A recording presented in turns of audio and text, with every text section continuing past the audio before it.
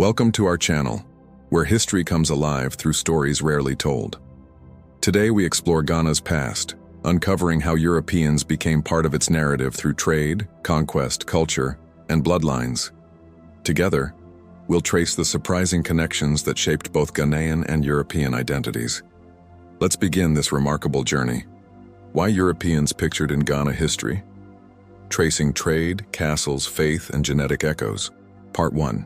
Ancient Ghana and the pre-European world. Before Europeans ever set eyes on the West African coastline that would later be called the Gold Coast,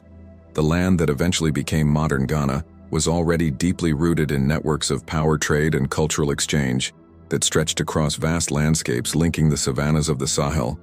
with the forests of the south and the trade routes of the Sahara with the Atlantic shore. And to understand why Europeans were later pictured so vividly in Ghana, as history, we must first uncover the world that existed before their sails appeared on the horizon. A world dominated not by outsiders, but by African kingdoms whose political ingenuity, commercial strength, and cultural vitality made them central actors in the shaping of their region. The story begins in the great savanna zones north of present-day Ghana, where the empire known as Ancient Ghana, or Ouagadougou, flourished from the 6th century onwards, situated in what is today southeastern Mauritania and western Mali, yet extending influence southward into areas that linked indirectly with the lands of modern Ghana. For though the empire did not occupy the Ghanaian forest belt itself, its fame and commercial dominance created rippling connections that reached into regions where Akan ancestors and other communities lived, forming patterns of exchange and migration that mattered profoundly to the shaping of identities. Ancient Ghana rose not through conquest alone, but through the management of resources, particularly gold mined in territories to the south and salt harvested in the Sahara, and the ability of rulers to control trans-Saharan routes that carried these commodities northwards toward Berber merchants and ultimately to Mediterranean markets. And in doing so, the empire positioned West Africa as a central pivot in a global system that long predated European oceanic expansion, with caravans of camels moving goods across desert sands and traders exchanging gold, ivory, cola nuts, and slaves for textiles, beads, and other manufactured items. The political system of ancient Ghana was organized under a king, often described in Arabic chronicles with titles such as Ghana, which over time became the name Europeans later misapplied to the wider region. And this monarch governed with a council of ministers, court officials, and provincial rulers who collected tribute, administered justice, and ensured that commercial flows were secure, a striking demonstration of political sophistication that impressed visiting Muslim scholars and merchants who recorded their experiences in texts that later informed Europe's understanding of Africa even before direct contact occurred.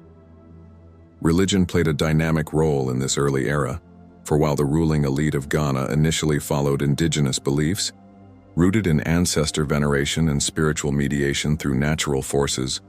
the gradual penetration of Islam through Muslim traders and clerics brought new cultural and intellectual currents into the region, establishing mosques, schools, and systems of written records. And this fusion of old and new laid down traditions that would echo centuries later, when Europeans encountered societies already well-versed in adapting external ideas to local contexts. To the south of ancient Ghana, as a sphere of influence, other groups were also consolidating power, including early Akan polities and Ga Adangbe communities, who inhabited the forest and coastal belt societies that relied upon complex agricultural systems of yam millet, and later maize combined with craft production in ironworking, pottery, and cloth weaving. And though less directly integrated into trans-Saharan trade than the Savannah empires, they nonetheless participated in regional exchange networks that carried gold, ivory, and cola northwards while introducing new crops technologies and ideas into local life. It was gold, above all, that became the magnet pulling together these diverse communities, for the lands that would later constitute Ghana were particularly rich in auriferous deposits, and Akan miners developed sophisticated techniques for extracting and panning gold dust from rivers and streams, with rulers asserting control over mines and converting wealth into military strength, political legitimacy, and cultural patronage making gold both a spiritual and economic cornerstone of society. And it was this very resource that eventually drew Europeans to the coast centuries later, But in the pre-European era, it functioned as a symbol of local ingenuity and an asset woven into long-established networks beyond the Atlantic world. Another vital feature of the pre-European Ghanaian world was the movement of people, as migrations shaped demographics and cultural identities, with the Akan migrating from Bono and Adansi areas into wider forest zones, while groups like the Mole Dagbani moved southwards into the northern savanna, establishing states such as Dagbon, Mamprugu, and Nanumba. And these processes of relocation and settlement created layers of political fragmentation and integration that provided both challenges and opportunities for rulers, laying the foundation for the future kingdoms of Asante, Denkira, and Akiem that Europeans would later encounter. Warfare, diplomacy, and kinship alliances structured political life, and oral traditions recount histories of great chiefs, battles, and migrations, weaving together narratives of bravery, betrayal, and divine sanction, with drumming, praise poetry, and ritual performance serving as vehicles for preserving and transmitting memory across generations, meaning that before Europeans wrote their accounts of the region, Africans already possessed sophisticated systems of historical consciousness and identity-making. Archaeological evidence supports these oral traditions, with excavations revealing fortified settlements, complex burial practices, and networks of iron smelting that indicate both technological skill and social hierarchy, and artifacts such as beads, copper ornaments, and ceramics point to far-reaching exchange systems that connected forest and savanna societies long before Europeans arrived, confirming that Ghanaian lands were anything but isolated, instead forming part of a dynamic Afro-Eurasian world. As the centuries passed and ancient Ghana gave way to successor states like Mali and later Songhai, the shifting balance of power to the north did not erase Ghana's importance, but rather reconfigured its role within broader commercial systems. And while Mali became the dominant empire in the 13th and 14th centuries, controlling legendary centers like Timbuktu and Gao, the southern goldfields continued to supply wealth that filtered northwards, enriching rulers and sustaining demand among Mediterranean and Middle Eastern consumers, which meant that by the time Europeans began exploring Atlantic routes, the fame of West African gold had already reached their ears through centuries of rumor, legend, and second-hand accounts. When Portuguese navigators in the 15th century finally set sail down the Atlantic coast of Africa, their motivations were shaped not by curiosity alone, but by centuries of accumulated knowledge about the wealth of the region, gleaned from Arab texts, merchant gossip, and the enduring reputation of African kingdoms as sources of gold. And thus the arrival of Europeans in Ghana cannot be understood in isolation, but must be placed within the long continuum of African power, trade, and cultural dynamism that predated their entry, a continuum that shaped the context in which contact occurred. In sum, the pre-European history of Ghana reveals a land of kingdoms, traders, miners, and farmers whose societies were neither passive nor peripheral, but rather central actors in the making of West Africa. And this grounding is essential for understanding why Europeans pictured themselves so prominently in Ghana's later story, for they entered a world already vibrant with systems of wealth, governance, and identity, a world that would challenge, shape, and eventually absorb their presence into its own enduring historical fabric. Part 2: Gold and Salt, the lure of West Africa. The fascination that West Africa held for outsiders long before Europeans anchored their ships on the Gulf of Guinea coast was bound to its natural resources, particularly gold and salt. For these commodities were not simply items of trade, but symbols of power, wealth, and prestige that radiated across regions and continents. And to understand why Europeans were later pictured so prominently in Ghana as history, one must first trace the irresistible pull of these resources which shaped both African societies and the ambitions of distant empires. Gold, abundant in the forest zones of present-day Ghana, became the defining lure, mined from rivers and alluvial deposits by Akan communities who had perfected extraction methods using wooden pans, sluices, and baskets, techniques refined over centuries and embedded in cultural rituals that linked gold not only with economic value, but with spiritual authority. Since rulers often claimed divine sanction over mines, and regalia fashioned from gold symbolized the very essence of kingship, marking chiefs and monarchs as earthly representatives of ancestral and cosmic forces. This gold flowed northward through long-established trade routes, carried by caravans across savanna grasslands and through nodal towns that became hubs of exchange, where it was swapped for salt, textiles, copper, beads, and horses, linking the forests of Ghana with desert oases and, ultimately, the Mediterranean world. And salt in particular was as precious as gold, essential for human survival in hot climates, preserving food and maintaining livestock, with mines in Taraza and Taudeni producing enormous blocks transported by camel caravans. So much so that Arab chroniclers often remarked that in parts of West Africa, salt was literally worth its weight in gold.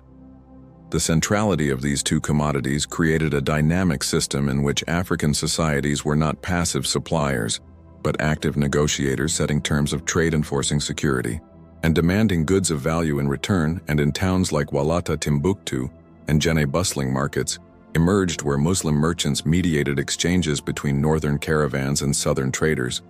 spreading not only goods but ideas, technologies, and religious practices, thereby embedding West Africa firmly within the medieval global economy. For centuries, the fame of this gold reached distant lands through travelers' accounts and merchant tales,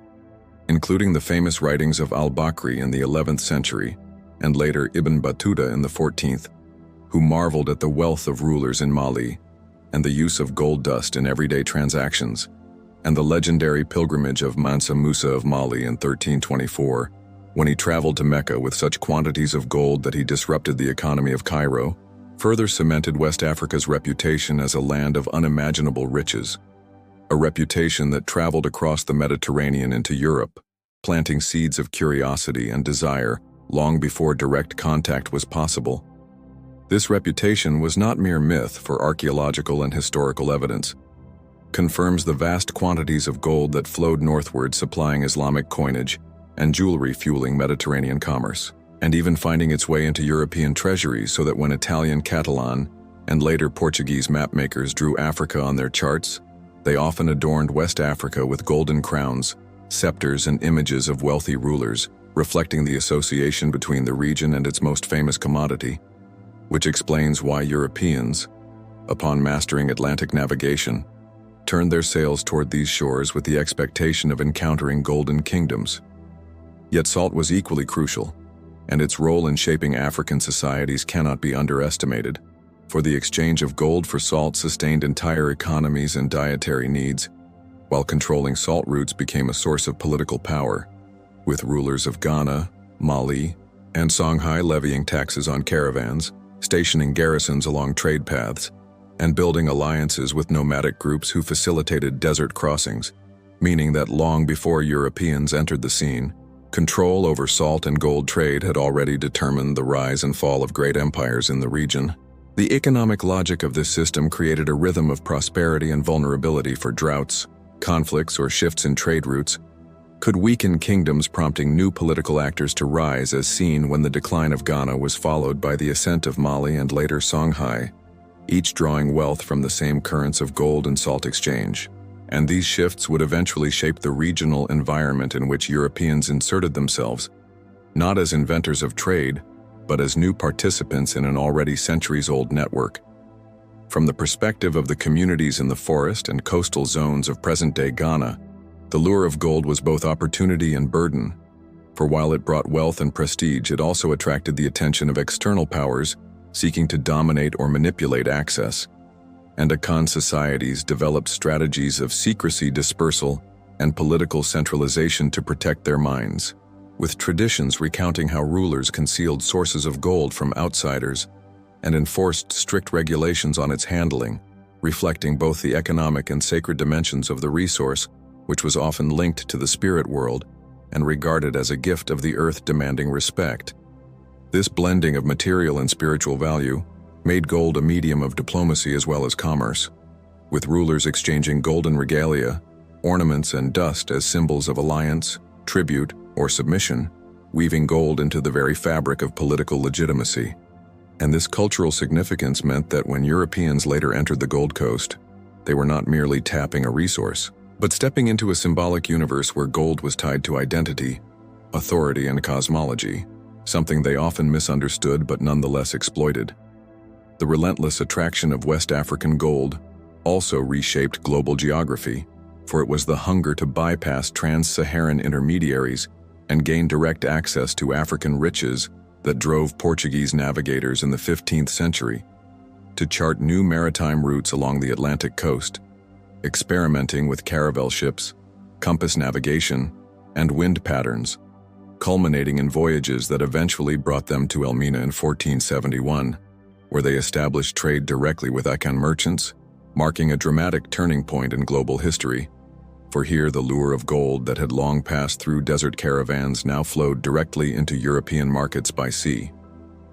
The pursuit of salt, though less visible in European imagination, continued to shape African societies even as Atlantic connections expanded. For control over inland salt sources and trade routes remained vital for northern savanna states, linking their fortunes to both trans-Saharan and coastal systems, and thus the dual commodities of gold and salt together anchored West Africa in multiple overlapping economies, ensuring that Europeans entering the scene were inserting themselves into a complex web rather than a blank canvas. In this light, the lure of gold and salt explains not only why Europeans came but why Africans initially engaged with them. For trade had long been the lifeblood of Ghanaian societies, and the arrival of new partners promised opportunities as well as risks. Opportunities to acquire firearms, textiles, and other goods, but risks of dependency, conflict, and exploitation, and the balance between these forces would define the centuries that followed, leaving a profound imprint on Ghana's history and the genetic and cultural interactions that continue to echo today. Thus, the story of gold and salt is not a peripheral backdrop, but the central magnet that explains why Europeans pictured themselves in Ghana's later history. For without the irresistible lure of these commodities, the Atlantic encounter might never have unfolded in the ways it did. And by grasping the depth of this pre-European economic system, we see clearly how Ghanaian societies were already global actors, shaping their destiny long before European sails appeared on the horizon. Part 3. First Portuguese arrival on the coast. When Portuguese ships appeared off the shores of present-day Ghana in 1471, the encounter was not a meeting between the unknown and the unknowing, but rather the convergence of two worlds already defined by centuries of trade, wealth, and ambition. And to understand why Europeans became so deeply pictured in Ghana's history, we must explore the context and consequences of that first Portuguese arrival, an event that opened a new chapter in global connections, while transforming both African and European trajectories. The Portuguese, under the patronage of Prince Henry the Navigator and later monarchs, had spent decades mastering Atlantic exploration, gradually pushing southward along the African coast, developing caravels that could tack against the wind, and experimenting with navigational techniques that allowed them to move beyond familiar waters. And their goals were twofold. First, to gain direct access to the wealth of West Africa, particularly gold, without relying on Muslim middlemen in trans-Saharan trade, and second, to extend Christianity and Portuguese royal prestige into lands that could be converted, conquered, or allied. By the time their ships reached the Fante coast near Elmina, the Portuguese had already established outposts in Senegal and along the Cape Verde Islands. But Ghana represented something different, for it was here that the abundance of gold was most visible and most accessible to maritime trade,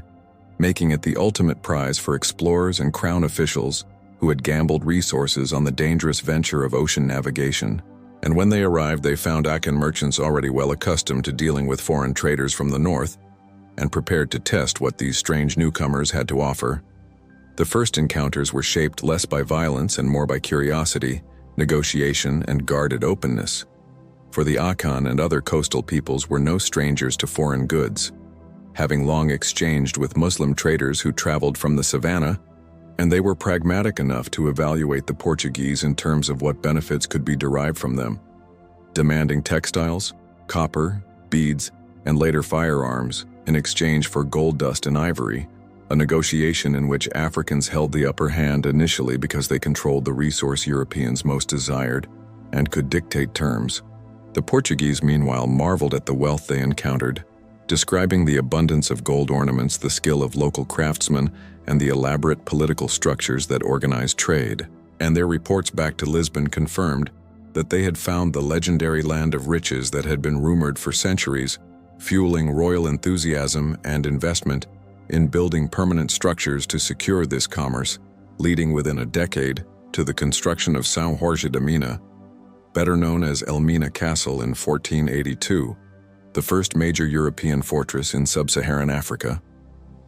This fortress was not imposed upon passive inhabitants but negotiated with local chiefs, particularly of the Adena people who allowed the Portuguese to build in exchange for trade privileges and protection against rival groups,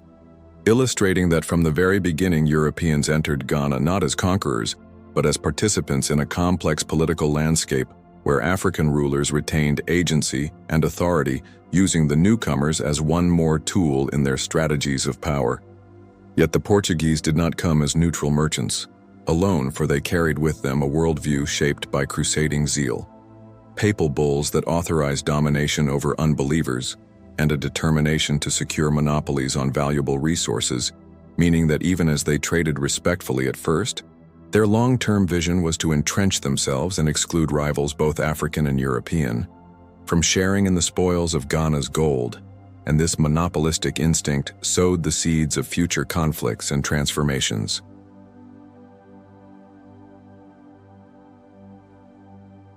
The arrival of the Portuguese also marked a new era of cultural and religious encounter, as missionaries accompanied merchants and soldiers, establishing small chapels near forts and attempting to convert African elites to Christianity. Though these efforts met mixed success, for while some rulers accepted baptism as a diplomatic gesture or in hope of securing trade benefits, most communities retained their indigenous beliefs and incorporated Christian symbols only selectively, demonstrating a pattern of pragmatic adaptation rather than wholesale conversion, a pattern that would continue across the centuries of European presence. In the early decades, the impact of Portuguese presence was limited geographically to coastal enclaves, for inland Akan states such as Denkyira and Bono maintained their control over goldfields and regulated what reached the coast, ensuring that Europeans remained dependent on African intermediaries. But the very existence of a maritime route for exporting gold began to alter the balance of global trade, reducing the reliance on trans-Saharan routes and diverting wealth directly into European hands, fueling Portugal's rise as a global maritime empire in the 16th century. For Africans, the Portuguese represented both opportunity and threat. Opportunity in the form of new goods, including iron tools, firearms, and luxury items that could enhance status and military power. But threat in the sense that competition over coastal trade intensified rivalries between states, leading to new conflicts, shifting alliances, and the gradual reshaping of political landscapes as rulers sought to secure the benefits of Portuguese commerce while preventing enemies from doing the same. Oral traditions and early records suggest that the Portuguese presence quickly became woven into local narratives, with stories of strange white-skinned men arriving from the sea, bearing exotic goods and demanding gold, their physical appearance, dress, and ships all sparking fascination and suspicion. And though Africans were not naive about foreigners, the novelty of Europeans entering directly from the ocean rather than through inland caravans made them distinct, setting them apart in memory and imagination, and ensuring that their presence would be pictured vividly in Ghanaian historical consciousness. The Portuguese, for their part, began mapping the coastline, recording names and incorporating Ghana into European cartography, often exaggerating its wealth and resources to justify further royal investment. And these maps and chronicles spread across Europe, ensuring that Ghana became famous not only in Portugal but in Spain, Italy, and beyond, attracting the interest of rival powers who would later challenge Portuguese dominance. But in these early years, the monopoly belonged firmly to Lisbon, backed by its forts and naval might. The first Portuguese arrival also had longer-term implications for the human story of Ghana, for their settlement and interactions with local populations laid the groundwork for intermarriage, cultural blending, and genetic exchange, phenomena that would expand as more Europeans arrived in later centuries. But even in the 15th century, records note the presence of Afro-Portuguese traders, interpreters, and mixed communities who began to occupy a middle space between African and European worlds, foreshadowing the entangled histories that would characterize the region. Yet it is crucial to emphasize that the Portuguese were only one actor in a much larger Ghanaian drama, for their presence did not erase indigenous systems, but rather inserted a new layer into ongoing dynamics of gold power and cultural identity. And in the 15th and early 16th centuries, Africans largely dictated the terms of engagement, controlling access to mines, determining the flow of goods, and incorporating Europeans into their networks on their own terms, a reminder that European dominance came much later and was not inevitable from the moment of first contact. Thus, the first Portuguese arrival on the coast of Ghana was a transformative encounter that set in motion centuries of entanglement, not because Europeans imposed themselves immediately, but because both sides recognized the potential of the relationship, one side driven by hunger for gold and global prestige, the other by pragmatic strategies of trade and power. And from this initial contact emerged the enduring picture of Europeans in Ghana's history, a picture that would grow ever more complex as other nations arrived, rivalries deepened, and trade expanded into new and darker forms. Part 4. Fortresses and Castles on the Gold Coast. When Europeans first arrived on the coast of present-day Ghana, their presence was marked by fragile ships anchored offshore and temporary wooden structures erected on beaches. But very quickly, the logic of competition, protection, and permanence drove them to build stone fortresses and castles that would reshape the landscape, dominate the shoreline, and etch Europeans into the physical and historical memory of Ghana. For these monumental constructions became both centers of trade and symbols of foreign power, simultaneously reflecting African agency and European ambition. The first and most iconic of these fortresses was São Jorge da Mina, or Elmina Castle, constructed by the Portuguese in 1482, after negotiation with local rulers of Adina, a project that involved architects and masons brought from Europe, African laborers conscripted for heavy work, and vast quantities of lime and stone imported from Portugal because local materials were insufficient. And when completed, it stood as the largest stone building south of the Sahara, a white-walled stronghold bristling with cannons, warehouses, and chapels, intended both to protect Portuguese traders and to symbolize the might of their monarch João II. Elmina was not merely a military base but a commercial hub where gold dust, mined inland by Akan communities, was exchanged for textiles, beads, copper, and increasingly firearms, all under the supervision of Portuguese officials who sought to regulate transactions, levy taxes, and exclude rival traders.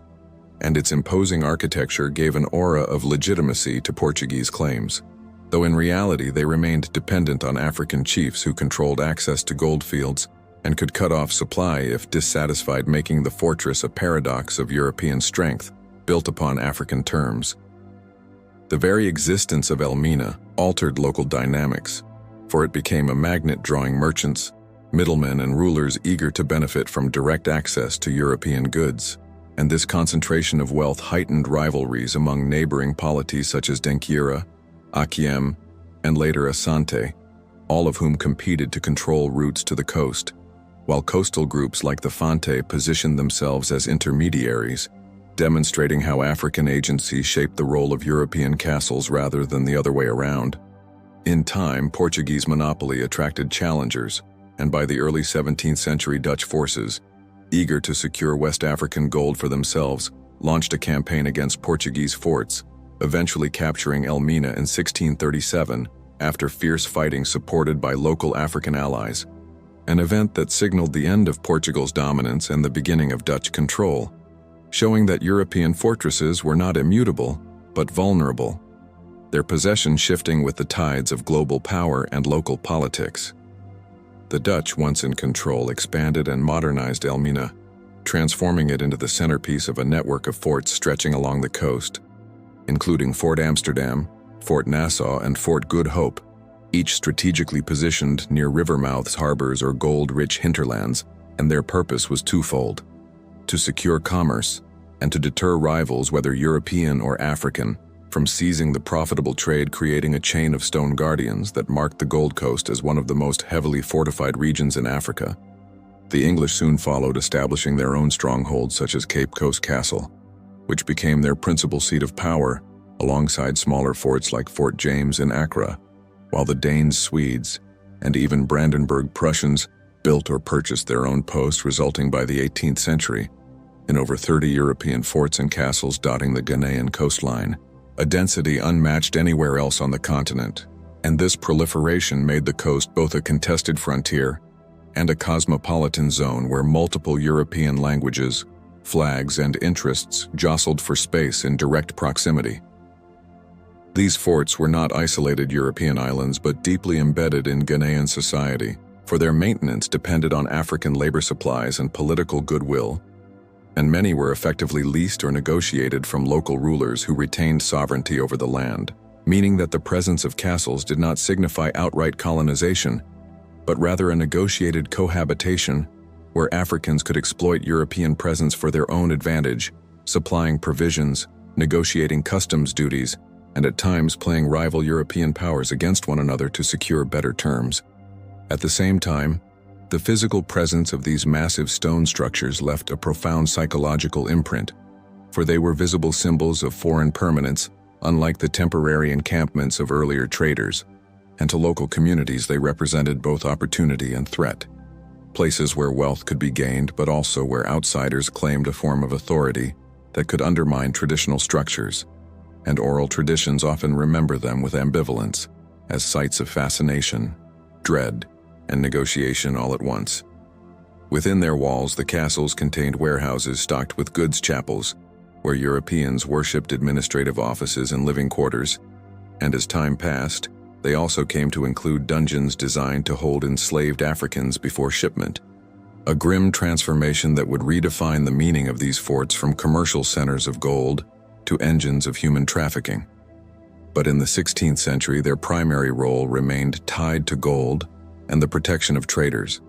The architecture itself symbolized European aspirations, with bastions designed to resist cannon fire drawbridges and moats, recalling medieval Europe, and heraldic emblems carved into walls to proclaim royal sovereignty. And yet behind the imposing facade, life was precarious, as disease supply shortages and dependence on African allies meant that garrisons were constantly vulnerable, their survival hinging on diplomacy as much as on firepower, a reality that tempered European pretensions of dominance.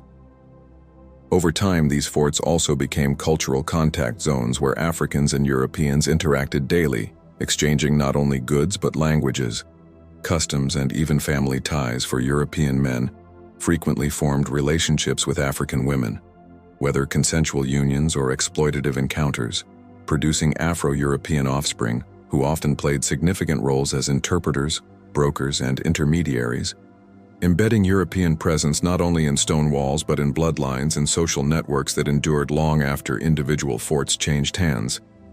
The proliferation of castles also altered regional geopolitics, as inland states began to calculate their strategies with reference to coastal trade, sending envoys, warriors, and caravans to negotiate access, while coastal communities like the Fante Confederacy emerged as powerful players by controlling direct links with European forts. And these new alignments set the stage for future conflicts, particularly with the rise of the Asante in the late 17th century, whose expansionist ambitions would collide with coastal interests and European allies, showing how castles acted as catalysts in wider African struggles. For Europeans, the forts became critical nodes in a global chain linking Africa with Europe and eventually the Americas, enabling them to extract resources more efficiently and project naval power along the coast, and their architectural permanence created the illusion of mastery. Yet the reality remained one of constant negotiation, shifting alliances, and dependence on local politics, a tension that defined the European experience in Ghana for centuries. By the 18th century, these castles had acquired new meanings as the Atlantic slave trade expanded, transforming warehouses into dungeons and courtyards into staging grounds for forced embarkation. But even then, they continued to serve multiple functions, including trade in gold, ivory, and later palm oil, as well as diplomatic embassies where European and African rulers exchanged gifts, signed treaties, and cemented alliances, reinforcing their centrality in Ghanaian history. Thus, the fortresses and castles of the Gold Coast stand as enduring symbols of why Europeans were pictured so vividly in Ghana-RaaZ story, for they embodied both the material hunger for wealth and the architectural will to permanence. inscribing foreign presence onto the land in ways that were visible, tangible, and unforgettable. And though their roles shifted over time from gold trade to slave trade to colonial administration, they remained the physical anchors of European involvement, ensuring that generations of Ghanaians remembered and narrated their presence long after the builders themselves were gone.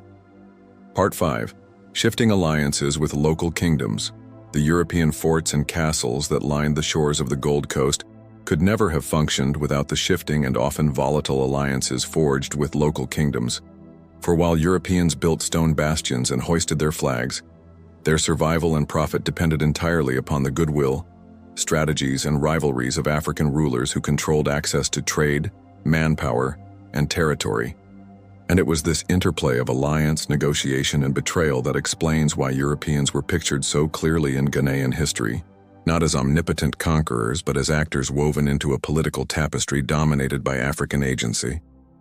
From the very beginning, Portuguese power at Elmina was circumscribed by the authority of the Adena chiefs whose permission had made the castle possible, and their relationship was defined less by subordination than by partnership, with local leaders supplying food, labor, and security in exchange for privileged access to European goods, a pattern that became the template for subsequent interactions as other European nations arrived, each seeking African allies who could guarantee trade routes from the goldfields inland. The Akan kingdoms in particular, such as Denkyira, Akyem, and later Asante, played decisive roles in shaping European fortunes, for they controlled the gold-rich hinterlands and maintained networks of warriors and merchants who determined whether wealth flowed toward one coastal fort or another. And these states frequently shifted alliances depending on which European power offered the best terms selling access, not only for goods, but for political support, thus ensuring that competition among Europeans translated into benefits for African rulers, who skillfully played one side against another. This flexibility of alliance was not mere opportunism, but a deliberate political strategy rooted in the African understanding of diplomacy, where relationships were transactional, shifting as circumstances demanded, and Europeans often misinterpreted this as betrayal, when in fact it was the expected logic of power in a region where survival depended on adaptability. And so Portuguese, Dutch, and English officials frequently complained that African partners were unreliable, while in truth it was they who failed to grasp the rules of the game. One of the most striking examples of shifting alliances occurred during the 17th century when the Dutch sought to wrest Elmina from Portuguese hands, a campaign that would have been impossible without African cooperation. For Fante and Asebu rulers, resentful of Portuguese monopolies and eager to expand their own influence, provided warrior supplies and intelligence to the Dutch, enabling them to capture the fortress in 1637, an event that revealed how European control of forts ultimately hinged on local politics rather than European firepower alone. The English, too, when they began to establish Cape Coast Castle and Fort James, relied heavily on the support of Fante states who saw in them an opportunity to counterbalance the growing power of inland Denkyira. And in return for military assistance, weapons, and trade goods, the English secured alliances that allowed them to expand their foothold along the coast, while the Fante benefited from European backing in their struggles against rival kingdoms, a mutually reinforcing relationship that persisted well into the 18th century. Yet these alliances were never static. For as the Asante Confederacy rose in the late 17th century, conquering Denkyira and expanding toward the coast, Europeans faced a new and formidable partner whose military strength, centralized administration, and hunger for firearms made it a dominant force. And Europeans had little choice but to negotiate with Asante envoys, supply them with weapons, and accept their demands, even as they continued to trade with coastal groups like the Fante, a balancing act that often led to conflicting obligations and unstable agreements. The Asante, for their part, were adept at manipulating European rivalries, sending embassies to both Dutch and English forts, negotiating separate treaties, and demanding tribute or concessions, all while pursuing their own imperial agenda inland, and their dominance forced Europeans to recognize that they were not masters of the coast, but guests at the mercy of powerful inland states whose armies could disrupt trade or besiege forts if provoked, as happened in the early 18th century when Asante forces marched on Fante territory, threatening Cape Coast, and forcing the English into uneasy diplomacy. Beyond the Akan, northern kingdoms such as Dagbon and Ganja also interacted with Europeans indirectly through their role in controlling trade routes, supplying kola nut slaves and other goods that moved southward,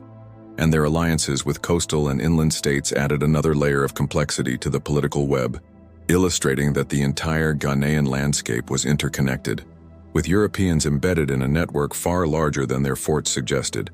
These alliances also shaped the cultural landscape, for through them Europeans became fixtures in local ceremonies, exchanging gifts with chiefs, attending festivals, and participating in diplomatic rituals that often involved oath-taking, libations, and symbolic exchanges of gold or cloth, practices that both affirmed and limited European authority, reminding them that they were not sovereign rulers, but partners operating under African protocols. And many European officials struggled to adapt, misunderstanding the significance of rituals that bound them morally and spiritually in ways their written contracts did not capture. The shifting alliances also generated conflict, as European support for one side often made them enemies of another, drawing them into wars not of their own making, such as when English support for the Fante led to hostility from Asante, or when Dutch favoritism toward certain Akan groups provoked raids from their rivals. And thus Europeans found themselves enmeshed in African power struggles, sometimes as pawns, sometimes as partners, but never as detached observers, which reinforced their visibility in local histories as both benefactors and villains. Intermarriage and kinship ties further complicated alliances for European traders and officials often married or cohabited with African women from influential families, creating bonds that made alliances personal as well as political. And the children of these unions sometimes occupied key positions as intermediaries, interpreters, and brokers, who could navigate both worlds, ensuring continuity of relationships across generations, but also binding Europeans into local kinship networks that obligated them to protect, support, and honor their African in-laws, blurring the line between foreign and local. For Africans, these alliances brought both rewards and risks. Rewards in the form of access to firearms, textiles, and prestige goods that enhanced military and political power, but risks in the sense that reliance on European trade could entangle them in conflicts or dependencies. And over time, the growing trade in enslaved people added a darker dimension, for alliances increasingly revolved around supplying captives in exchange for weapons, a shift that destabilized societies and sowed divisions. Yet even then, African rulers retained agency in deciding how, when, and with whom to trade, ensuring that Europeans remained negotiators rather than absolute masters. In this way, the shifting alliances between Europeans and Ghanaian kingdoms explain why Europeans were pictured so vividly in the historical imagination, for they became part of the stories of battles, treaties, betrayals, and marriages remembered in oral traditions, not as distant figures but as direct participants in the dramas of power that shaped communities, their presence always contingent on the choices of African rulers who navigated the dangerous waters of trade and diplomacy with remarkable skill. Thus, the history of alliances reveals that Europeans were never dominant outsiders imposing their will, but rather actors woven into a constantly shifting web of Ghanaian politics, dependent on local rulers for survival and prosperity. And it was this interdependence, fraught with both cooperation and conflict, that ensured Europeans left such a vivid imprint on Ghana's history, not as the sole authors of events but as figures whose fortunes rose and fell with the alliances they made and the kingdoms they served. Part 6. Trade, Faith, and Cultural Exchanges. When Europeans established themselves along the Ghanaian coast, trade was the obvious driving force, but what unfolded over the 16th to 18th centuries was more than an exchange of commodities. It became a meeting ground of faith, culture, and identity where goods like gold, ivory, and enslaved captives intertwined with religion, language, and symbolic practices, ensuring that Europeans were pictured in Ghanaian history not just as traders or soldiers but as cultural participants who brought unfamiliar beliefs, rituals, and objects that entered the fabric of local life, reshaping communities in ways that went far beyond commerce. The earliest Portuguese visitors were Catholics who carried crucifixes, rosaries, and images of saints into the coastal towns, sometimes gifting them to chiefs as tokens of friendship. and in a few cases missionaries attempted to preach Christian doctrine to Africans, though conversions were limited and often pragmatic, with rulers agreeing to baptism for diplomatic or trade advantages rather than spiritual conviction. Yet the presence of chapels inside European forts and the occasional African converts who adopted Christian names left an imprint that mingled with traditional spiritual practices. The Dutch, less invested in spreading Catholicism, instead brought Reformed Protestant forms of worship, establishing small chapels at Elmina and elsewhere, though their focus remained commercial. But the very sight of Europeans gathering for prayers, singing hymns, and marking Sundays as sacred created a visible cultural difference that coastal communities observed with curiosity and sometimes incorporated in selective ways, for example, by adopting European feast days as moments for diplomacy or trade gatherings. The English too integrated religion into their presence, maintaining chaplains at Cape Coast Castle who conducted burials, weddings, and daily prayers, and African observers sometimes remarked on these practices in oral traditions describing the rituals of the white men as both mysterious and intriguing. Yet over time, these practices mingled with local customs, as Africans adapted aspects of European worship such as hymn singing or the use of Christian symbols in their own unique ways, creating hybrid forms of belief. Alongside religion, cultural exchanges occurred in the form of language, for trade required communication, and coastal Africans quickly became multilingual, learning Portuguese, Dutch, and English terms to facilitate bargaining, while Europeans picked up Fante, Ga, and Akan words. And this mutual exchange produced a new pidgin vocabulary that persisted in coastal markets, further embedding Europeans in local cultural memory as figures who altered the linguistic landscape. The influence of language extended to personal names, as some African elites gave their children European names after alliances or baptism ceremonies, creating lineages where a Ghanaian might bear names like Juan Peter or William alongside traditional Akan or Ga titles, and these names appeared in trade records, treaties, and oral accounts, marking a visible fusion of identity that reflected both European and African heritages. Dress and material culture also became sites of exchange, as European textiles, particularly brightly colored woolens and printed cottons, became prized items on the coast, worn by chiefs in ceremonies to signify prestige and global connection, and in turn, Europeans admired Ghanaian gold ornaments, beads, and woven cloths, sometimes sending them back to Europe as exotic curiosities, thereby circulating Ghanaian artistry across the Atlantic world, while simultaneously introducing European styles into coastal societies. Music and performance too carried traces of this encounter, for European military bands at forts occasionally played trumpets and drums, sounds that fascinated African onlookers, and in time local musicians incorporated European instruments and rhythms into their own traditions, while Europeans themselves borrowed from African drumming and dance, creating performances at forts that blended traditions in ways that surprised travelers who noted the strange harmonies of the Gold Coast. Religious rituals, meanwhile, often became sites of negotiation, as African rulers invited Europeans to witness festivals honoring ancestors or deities,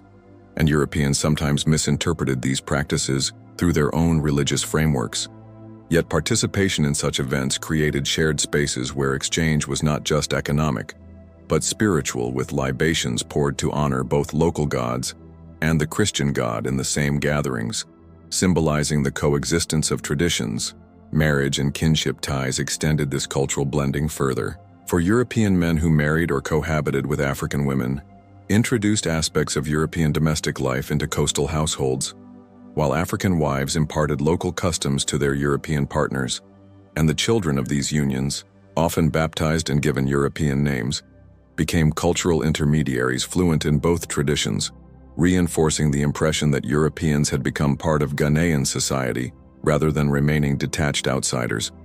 Artistic exchanges likewise flourished as African goldsmiths crafted crucifixes and Christian symbols, using local techniques, producing objects that were simultaneously European in iconography and African in style, while European artists sketched coastal scenes that depicted African rulers wearing hybrid attire, seated alongside Europeans in moments of trade or diplomacy. Images that circulated in Europe and shaped perceptions of Africa, even as they preserved Ghanaian memory of Europeans as constant presences. These exchanges were not without tension, for Christian missionaries often condemned local rituals as pagan or immoral, leading to clashes of worldview, and some African rulers resisted attempts at conversion, preferring to integrate Christian symbols selectively, without abandoning ancestral traditions. But even in rejection, the encounter left a mark, for the very act of debating religion with Europeans entered oral traditions as stories of chiefs who defended their gods against foreign priests, ensuring Europeans appeared in spiritual as well as commercial narratives. Moreover, cultural exchanges had consequences for identity and authority, as chiefs who adopted European objects or symbols sometimes enhanced their legitimacy, projecting themselves as worldly rulers with access to global networks, while rivals who rejected such symbols positioned themselves as defenders of tradition, and thus the European presence became a factor in internal political struggles, shaping not only trade, but the cultural politics of power in Ghanaian societies.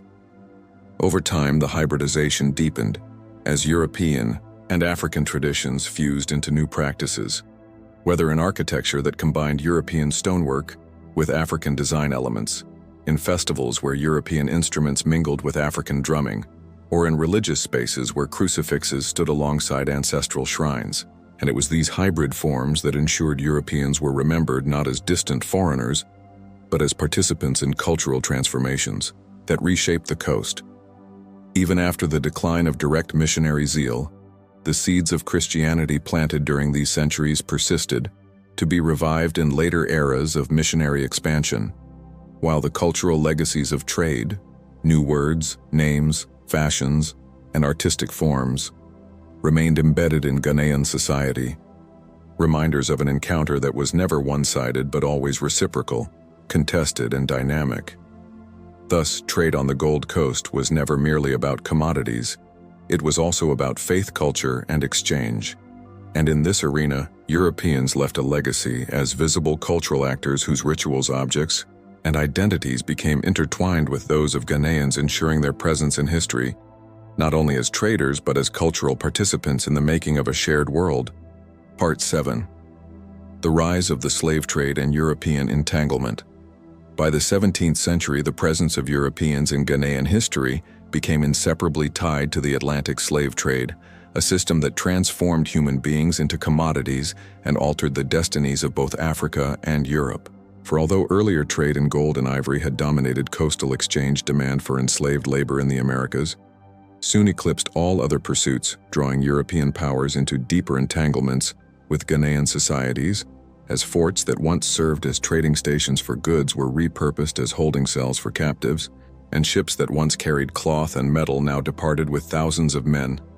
women and children torn from their homelands, ensuring that Europeans were remembered not only as merchants and cultural actors,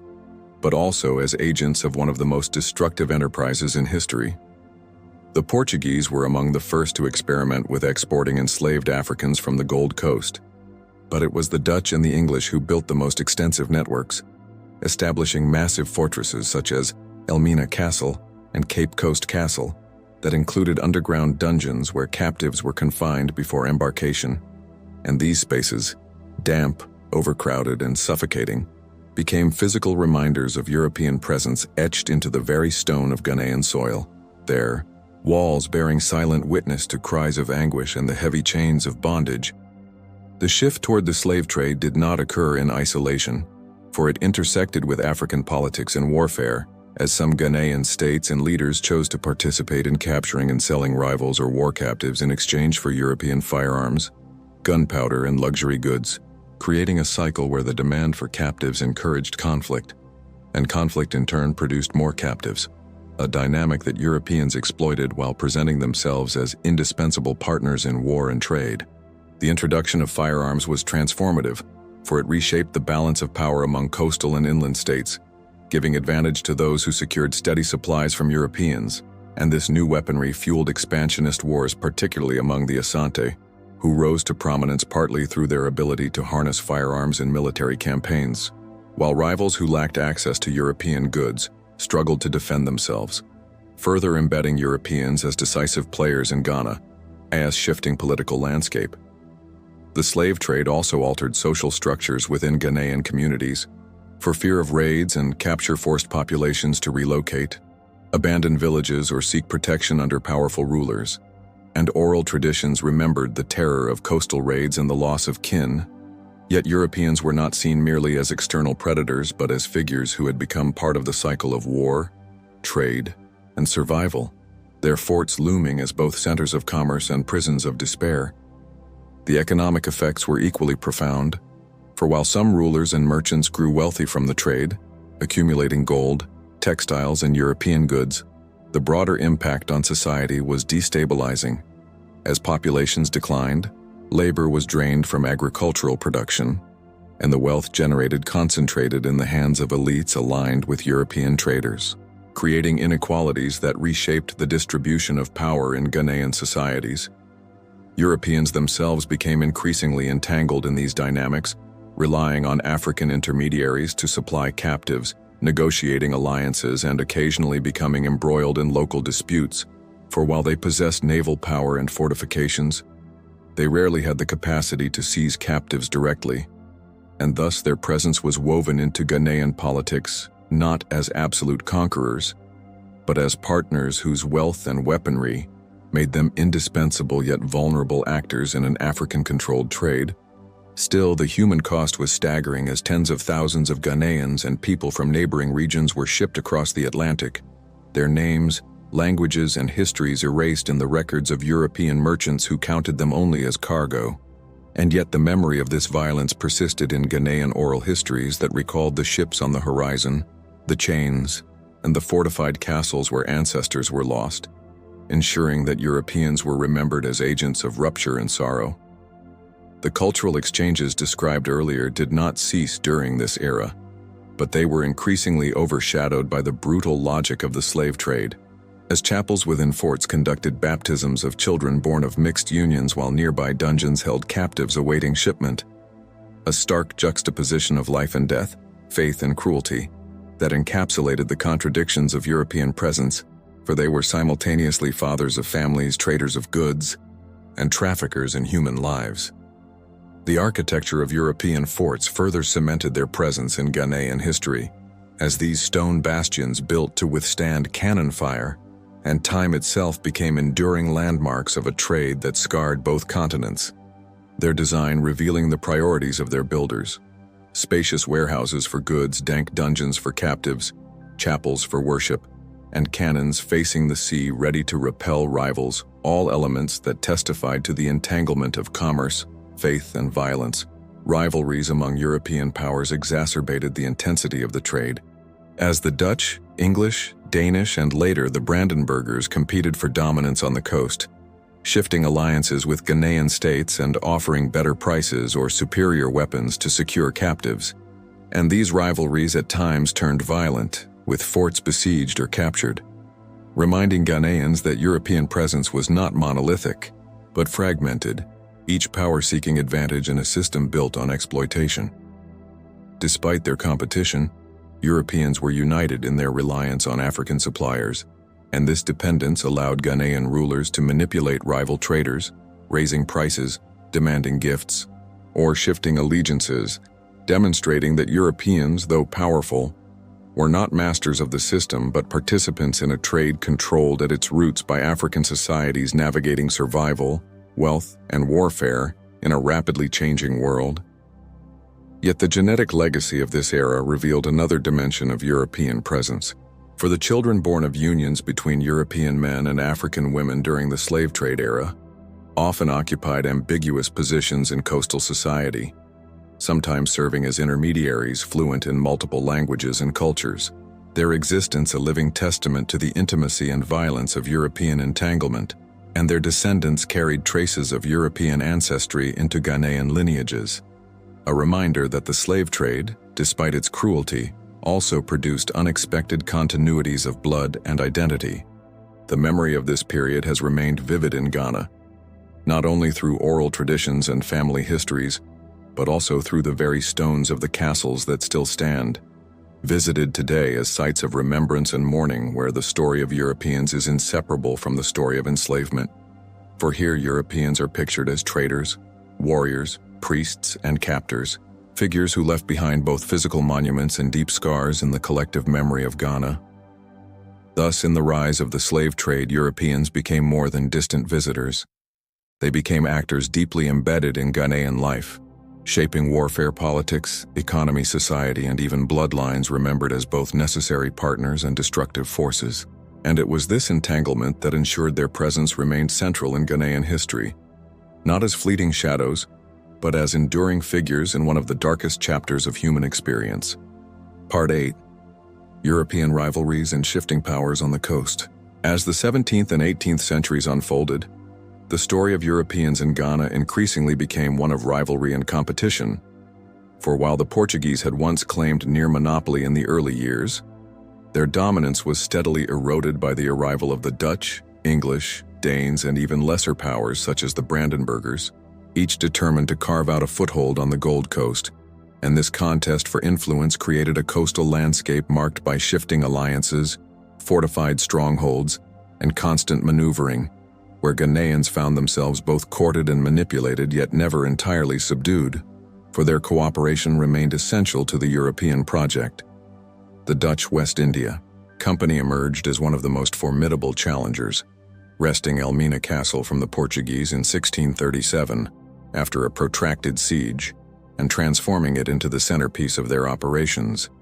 And this act not only symbolized the decline of Portuguese power, but also inaugurated an era in which Ghana-Embra's coast became a chessboard for European empires, each fort representing a move in a larger contest that extended across the Atlantic, where Caribbean plantations and European markets depended on the human and material wealth drawn from Africa. The English, through the Royal African Company, built Cape Coast Castle into a rival to Elmina, reinforcing their position with naval power that patrolled the Gulf of Guinea and discouraged competitors, while the Danes established themselves at Christiansborg Castle, and the Brandenburgers, though less successful, briefly held Gross Friedrichsburg, their presence underscoring how even smaller states sought a share in the profits of West African trade, a testament to the enormous value Europeans placed on Ghana as a gateway to gold and enslaved labor. These rivalries did not merely manifest in stone fortresses. They spilled into open conflict with naval battles, offshore sieges of castles, and raids designed to disrupt the trade of competitors. And Ghanaians observed with keen interest as Europeans who presented themselves as powerful allies revealed their fragility. For a castle lost or captured showed that even these foreign intruders could be defeated, and such spectacles allowed African rulers to bargain from positions of strength, extracting better terms from whichever European power seemed most secure at any given moment. Yet these rivalries also heightened the violence of the slave trade. For to outdo one another, Europeans offered more favorable deals, better weapons, and enticing gifts, stimulating competition among Ghanaian states themselves, as they were drawn into conflicts that supplied captives in exchange for firearms, cloth, and alcohol, creating an arms race fueled by European desperation to secure loyalty and supply chains in a crowded marketplace of exploitation. In this environment, the Asante Confederacy rose as a dominant inland power, its leaders skillfully navigating European rivalries to acquire the weaponry necessary for expansion, while coastal states, such as the Fante, aligned with the English to maintain independence from Asante dominance, and thus the rivalries of Europe mirrored and magnified the rivalries of Africa, the two arenas intersecting in a volatile mix of diplomacy, warfare, and trade, ensuring that Europeans were pictured in Ghanaian memory, not as monolithic but as fragmented, often at odds with one another, and therefore manipulable. Indeed, some Ghanaian rulers proved adept at playing one European power against another, shifting alliances when it suited them, raising tariffs or tribute, and even closing ports to certain traders. And these acts remind us that Europeans, for all their ships and guns, did not dictate terms unilaterally but engaged in constant negotiation with African leaders who understood their own value in this global struggle. The forts themselves became physical markers of these rivalries, each flying its national flag, its cannons facing the sea, its warehouses stocked with goods and its dungeons filled with captives. And yet, while Europeans competed fiercely to hold them, they could not extend their power far inland, relying instead on fragile agreements with local rulers to sustain their presence. meaning their fortresses were less symbols of conquest than of precarious footholds maintained through diplomacy and exchange. The architecture of rivalry also left an enduring cultural imprint, for chapels built by different powers introduced competing strands of Christianity to coastal communities. Dutch Calvinism, alongside English Anglicanism and Danish Lutheranism, their sermons translated by African interpreters who sometimes infused the message with local idioms. And in this way, even religious influence became entangled in the rivalries of empire, with Ghanaian converts or mixed heritage families aligning themselves with one European tradition or another depending on political advantage. The intermarriage between Europeans and Ghanaian women further deepened these divisions, for children born of English fathers might inherit status or opportunity tied to English forts, while those of Dutch or Danish descent occupied other roles, and these families often served as cultural brokers, their lineage reflecting the multiplicity of European presences, and their descendants carrying within them the genetic imprint of rival empires that once fought for dominance on Ghana's shores. Naval power was another arena of rivalry, for fleets dispatched from Europe patrolled the West African waters, protecting their own convoys and attacking those of enemies, and Ghanaians witnessed the thunder of cannons offshore, battles that were part of broader European wars such as the Anglo-Dutch conflicts, yet fought on their coastline, demonstrating how Ghana had become a strategic prize in imperial struggles that stretched far beyond Africa itself. Rivalries also shaped the flow of material goods, for as each European power sought to entice trade, they introduced new fabrics, beads, metals, and manufactured items, creating a diverse consumer culture along the coast where Ghanaian elites adorned themselves with imported luxuries, each item a marker of allegiance to a particular European partner, and thus material culture itself became politicized, woven into the fabric of competition. Yet for all the apparent opportunities rivalry created, the consequences for Ghanaian societies were grave, for the intensification of the slave trade drained populations and deepened cycles of warfare, while the profits enriched European states and their colonies overseas, leaving African communities weakened, their lands scarred by conflict, and their people scattered across oceans. And this disparity ensured that while Europeans fought one another for supremacy, the cost was borne most heavily by the African societies drawn into their orbit. The memory of European rivalries lingers in Ghanaian history, not only in the ruins of abandoned forts, like the crumbling Brandenburg Fortress reclaimed by jungle, but also in oral traditions that recall how different flags flew over the same castles at different times. Stories of shifting allegiances and fleeting presences, a reminder that Europeans were never singular, but always divided, competing, and temporary in their claims, yet permanent in the marks they left. Thus, Europeans are pictured in this era not simply as merchants or oppressors, but as contestants in a relentless struggle, their presence fragmented by rivalries that offered Ghanaian states opportunities for leverage, even as they deepened the violence of the slave trade. And it is in this duality, Europeans as both manipulable and destructive, that their role in Ghana's history is most vividly remembered. Part 9. Cultural Blending and Hybrid Communities. The long presence of Europeans on the Gold Coast was not only a story of forts, trade, and rivalry, but also one of cultural blending. For where Europeans lingered, they inevitably left traces of language, religion, dress,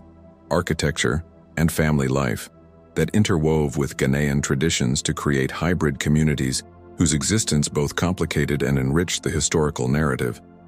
And these communities became the living evidence of why Europeans are pictured in Ghana's past, for their influence extended beyond economics into the intimate spaces of daily life. One of the most visible markers of this blending was language, as English, Dutch, Danish, and Portuguese words entered local vocabularies, sometimes transformed into Akan or Ga pronunciations, and used in trade, law, or religious discourse, with pidgin languages evolving as bridges between cultures, enabling communication across divides, and these linguistic legacies remain embedded in Ghanaian English and local dialects today. Clothing too became a site of cultural exchange, as European textiles and fashions, from wool coats to lace and printed cottons, mingled with Ghanaian styles, producing new forms of dress in which African elites displayed both imported finery and traditional cloth. signaling wealth and cosmopolitan identity, while European traders themselves often adopted lighter fabrics, sandals, or even locally made smocks better suited to the climate, demonstrating that cultural adaptation was not one-sided. Religion, however, carried some of the most enduring influences, for missionary activity, though uneven and often resisted, introduced Christianity in its various European forms, and while many Ghanaians maintained ancestral practices, others embraced elements of Christian belief,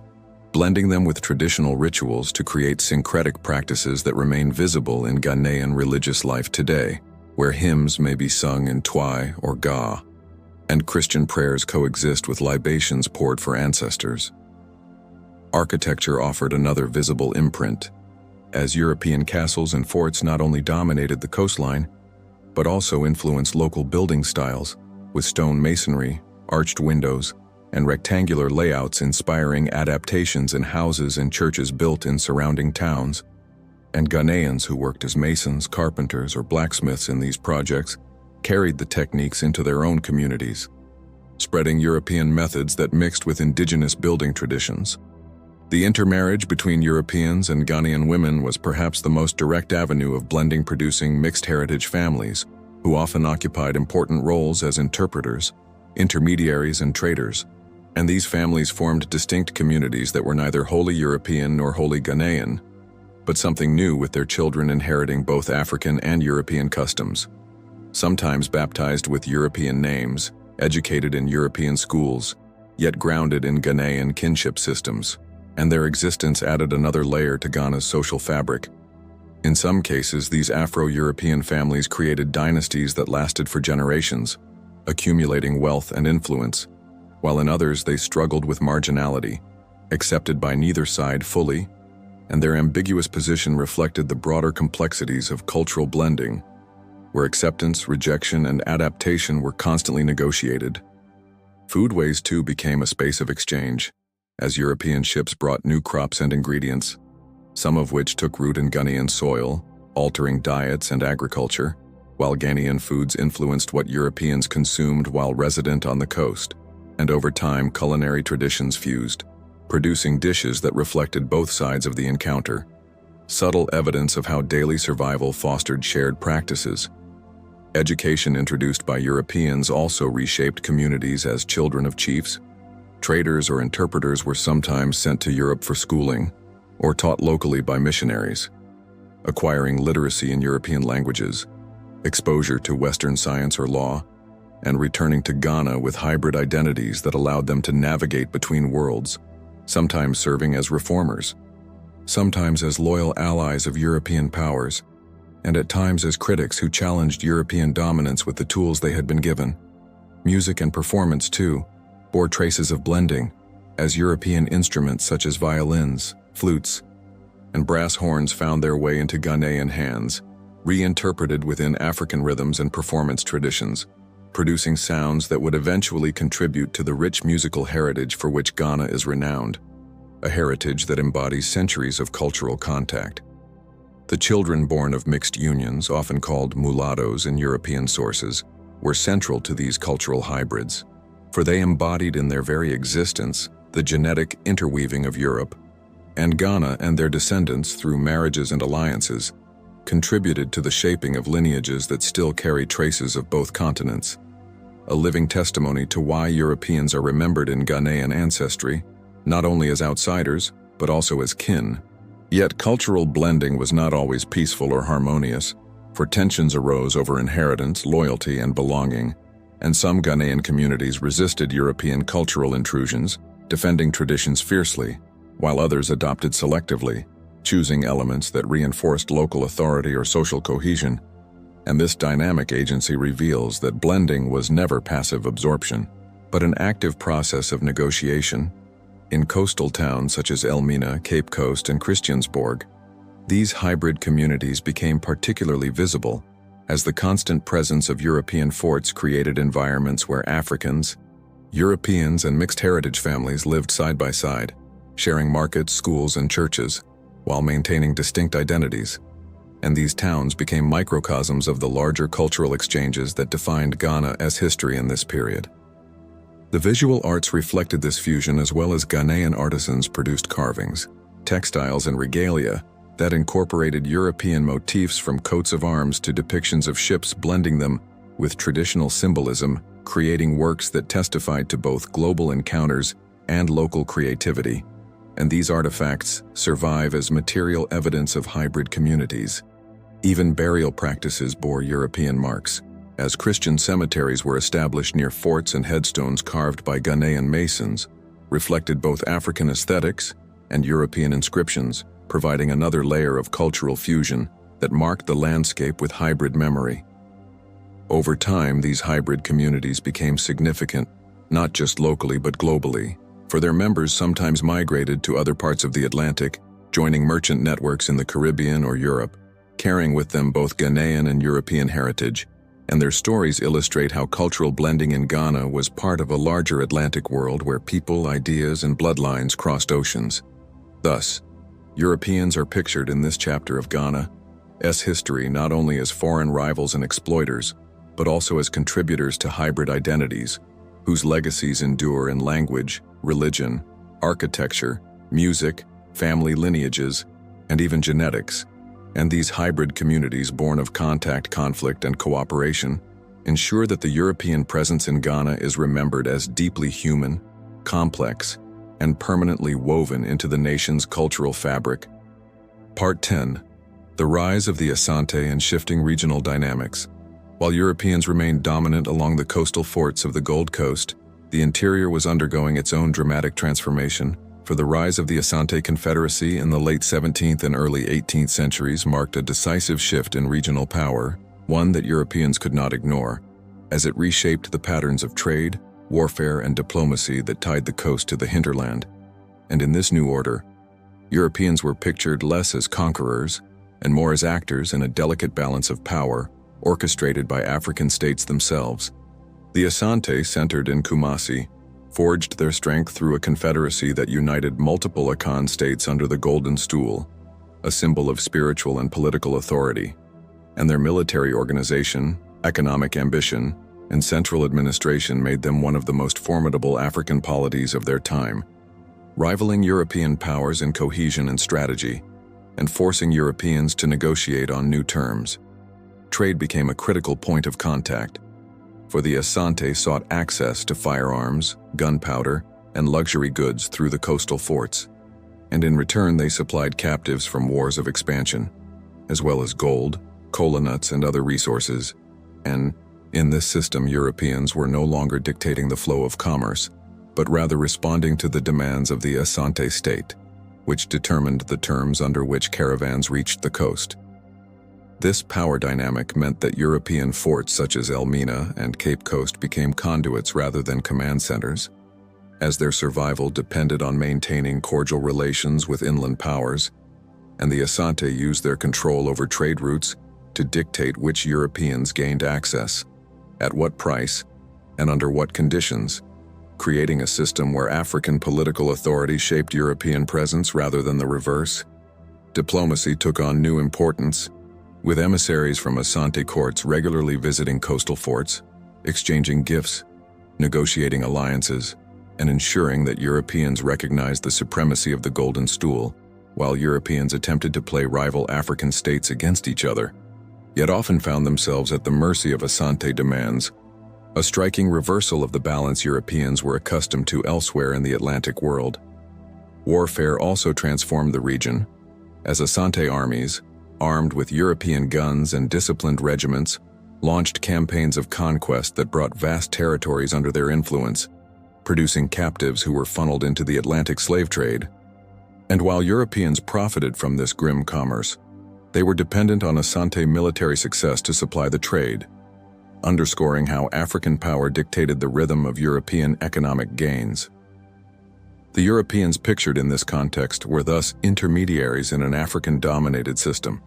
their forts resembling embassies of foreign merchants more than seats of ruling empires, and this reality challenges the simplistic notion of European dominance,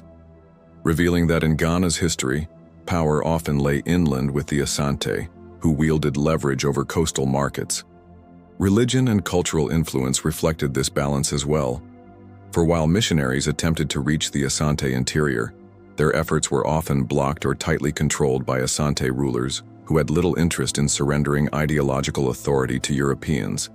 and instead Asante priests, shrine keepers, and rulers maintained their traditions, incorporating foreign elements only when they served political or spiritual ends,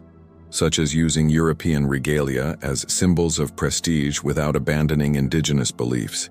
The Asante capital, Kumasi, grew into a city that astonished European visitors, with its palaces, courtyards, ceremonial avenues, and marketplaces bustling with activity.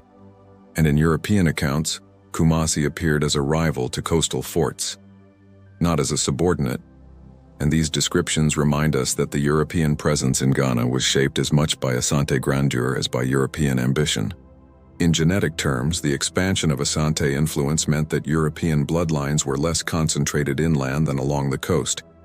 But marriages, unions, and exchanges did occur when emissaries, interpreters, or traders from European settlements ventured into Asante territory, creating smaller yet significant connections between European and Asante lineages, and these traces would later surface in communities where oral tradition preserved stories of European ancestors. The rise of the Asante also shifted alliances among neighboring states, such as the Fante and Ga, who sometimes sought European support against Asante dominance. Yet Europeans often lacked the manpower to intervene effectively, serving instead as suppliers of weapons while African states waged wars that determined their own destinies. And this reality reveals how Europeans were positioned as supporting actors in conflicts orchestrated by Africans themselves. Economic transformations deepened as well, for the Asante linked coastal trade to trans-Saharan routes, creating an interconnected economy where gold from the interior could reach Europe through coastal forts, while imports from Europe reached far inland, blending global and local networks in ways that made Ghana a crossroads of commerce. And Europeans, while profiting, remained dependent on African caravans and African goodwill. The political culture of the Asante, rooted in councils, oaths, and rituals, stood in sharp contrast to European forms of governance. Yet Europeans were compelled to recognize its legitimacy when conducting diplomacy, for they quickly learned that disregarding Asante protocols led to disastrous consequences. And this forced respect reveals how Europeans adapted themselves to African political realities. At times, the Asante challenged European influence directly, as in moments when they restricted trade, imposed taxes on caravans, or even threatened forts. And Europeans realized that their survival depended on keeping peace with the Confederacy, a truth that shaped every treaty and negotiation.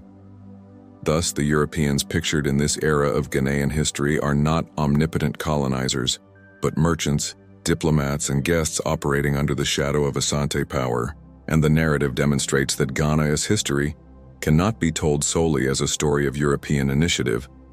but must be seen as one where African states like the Asante orchestrated the terms of contact. The rise of the Asante Confederacy altered every aspect of the European presence on the Gold Coast. Trade became a negotiation rather than a dictate. Warfare became a supply chain rather than conquest. Diplomacy became a recognition of African authority, and culture remained firmly in the hands of African leaders who adopted selectively without surrendering identity. And in this way, the Asante redefined the meaning of European presence in Ghana's history, ensuring that Europeans were pictured not as masters of destiny, but as participants in a system shaped by African power. Part 11. Shifts in the slave trade and human cost. As the 18th century advanced, the patterns of European presence in Ghana became inseparable from the intensification of the Atlantic slave trade, a grim chapter that reshaped society's altered demographics and left enduring scars for while Europeans maintained the forts along the coast. Their real role was that of facilitators in a massive system of human trafficking whose scale was determined by African wars, economic pressures, and shifting alliances inland. And in this system, Europeans were pictured less as rulers than as brokers of misery, providing ships, markets, and goods in exchange for people, while the human cost unfolded within African communities themselves. The supply of captives surged during this period because internal rivalries, such as conflicts between the Asante and neighboring states, produced prisoners of war who were funneled toward the coast. and Europeans, rather than initiating these conflicts, often stoked them by providing weapons and incentives, creating a vicious cycle where warfare fed the trade and the trade funded warfare, a cycle that devastated countless villages while enriching both coastal elites and European merchants. The forts became processing points where captives were gathered, inspected, branded, and held in dark dungeons before being loaded onto ships, and European records meticulously documented numbers and profits while largely ignoring the human suffering. Yet oral traditions in Ghana preserved stories of families torn apart, communities emptied, and memories of resistance, revealing that behind every ledger was a landscape of pain. And it was here that Europeans were remembered in Ghanaian history as those who turned human lives into commodities. The demographic consequences were severe, as vast numbers of young men and women were removed from the population, disrupting generational continuity, weakening agricultural systems, and shifting gender balances in many communities. And while some historians emphasize the economic gains coastal states made through this trade, the long-term effects were destabilizing, leaving scars that outlasted the European forts themselves. Genetic traces of this period tell another layer of the story,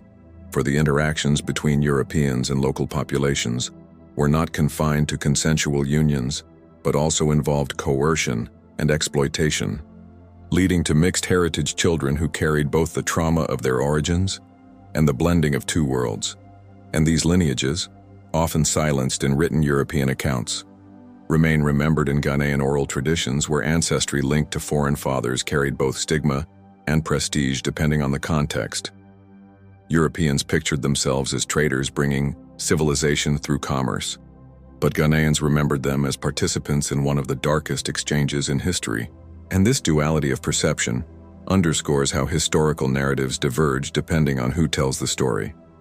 Beyond the forts, the impact of the trade reshaped inland politics, as states that resisted or failed to participate were marginalized,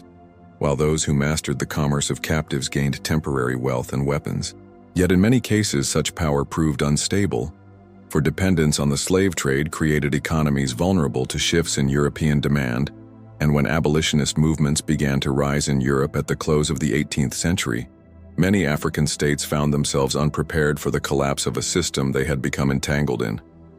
Resistance did exist, for some communities along the coast fled inland to avoid raids, while others staged revolts against European forts, though such uprisings were often suppressed through a combination of European firepower and alliances with rival African groups. And this dynamic reveals how Europeans survived not by domination alone, but by exploiting divisions among Africans, ensuring their presence remained deeply tied to local politics. The psychological toll was immense, for the trauma of losing kin, the fear of coastal raids, and the memories of ships carrying loved ones away left imprints on Ghanaian collective memory.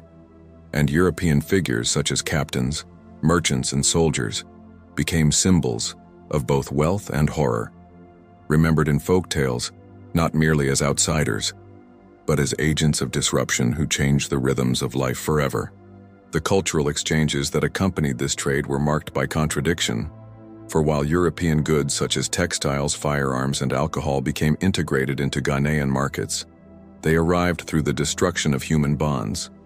and the irony that objects of status and luxury were purchased at the price of community members was not lost on later generations who reflected bitterly on this exchange.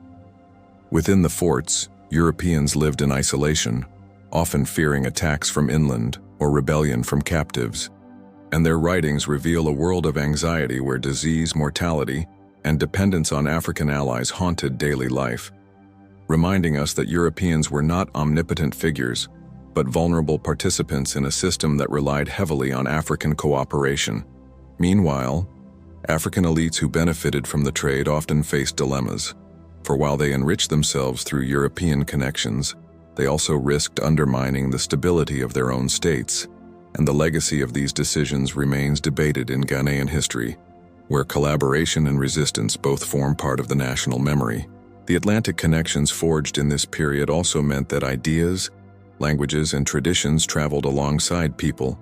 with enslaved Ghanaians carrying their culture to the Americas, where their descendants preserved traces of Akan names, symbols, and rituals. And in reverse, some European customs and words seeped into Ghanaian coastal life, illustrating that even amid exploitation, cultural blending occurred, leaving complex legacies. By the late 18th century, the intensification of abolitionist debates in Europe began to cast a shadow over the forts, as rumors of changing policies reached the coast. But until then, the grim traffic continued, and Europeans remained deeply embedded in Ghanaian history as those whose presence coincided with a demographic catastrophe whose consequences would echo for centuries. Thus, in this stage of history, Europeans are pictured not as discoverers or diplomats, but as merchants of human suffering, tied to a system that fractured Ghanaian communities and redefined the coast as a zone of trauma. And the story reminds us that the genetic and cultural traces left behind were inseparable from the human cost that made them possible. Part 12. Mixed Communities and Early Lineages. As the 18th century moved toward its close, and the 19th century unfolded, the legacy of centuries of contact between Europeans and Ghanaians became visible not only in forts and trade routes, but in the rise of mixed communities along the coast, where children born of European fathers and African mothers formed new lineages that carried both opportunity and tension. And while Europeans often imagined themselves as transient visitors whose goal was profit, the realities of illness, death, and distance from Europe meant that many stayed for long stretches, forging relationships with local women, sometimes consensual and strategic, other times marked by coercion, and these unions produced offspring who occupied an ambiguous social space. For local African societies, these children could represent valuable links to European trade, as they often gained access to education, European languages, and sometimes property, serving as cultural intermediaries who translated, negotiated, and moved between two worlds. Yet they also faced suspicion and stigma, as communities debated whether their loyalties lay with their maternal clans or with distant European identities. In towns like Elmina, Cape Coast, and Anamabu, entire neighborhoods grew where Afro-European families lived, creating households that blended traditions, with European furniture standing beside African stools, Christian prayers mixing with ancestral rituals, and diets combining imported wines with local staples like yam and palm oil, showing that these mixed families were not peripheral but central to the evolving identity of the Gold Coast. European men often provided inheritance or acknowledgement to their children, ensuring that some lineages gained property, fort connections, or even limited political influence. And such recognition helped create an early coastal elite who became crucial figures in the 19th century, when abolition, missionary activity, and colonial rule brought new dynamics to Ghanaian society. These mixed heritage groups sometimes received education from missionaries or in Europe itself, giving them tools that neither their African nor European parents fully possessed, and many of them became interpreters, clerks or middlemen in trade, creating a social layer that bridged cultural divides, while also being shaped by them. And in oral traditions, they are remembered as both bridges and contested figures, respected for their access to foreign knowledge but mistrusted for their perceived foreignness. Women played a central role in shaping these communities, for African mothers raised their children within matrilineal structures, passing down clan identities and responsibilities, ensuring that, despite the European parentage, children remained rooted in African kinship networks, and this grounding prevented them from being entirely absorbed into European identities, instead producing hybrid forms of belonging. Inheritance disputes sometimes arose when European fathers died or departed, leaving questions over property, houses, and recognition, and local courts or chiefs often mediated such conflicts, demonstrating how African legal systems adapted to new realities by addressing issues of cross-cultural unions and mixed descent.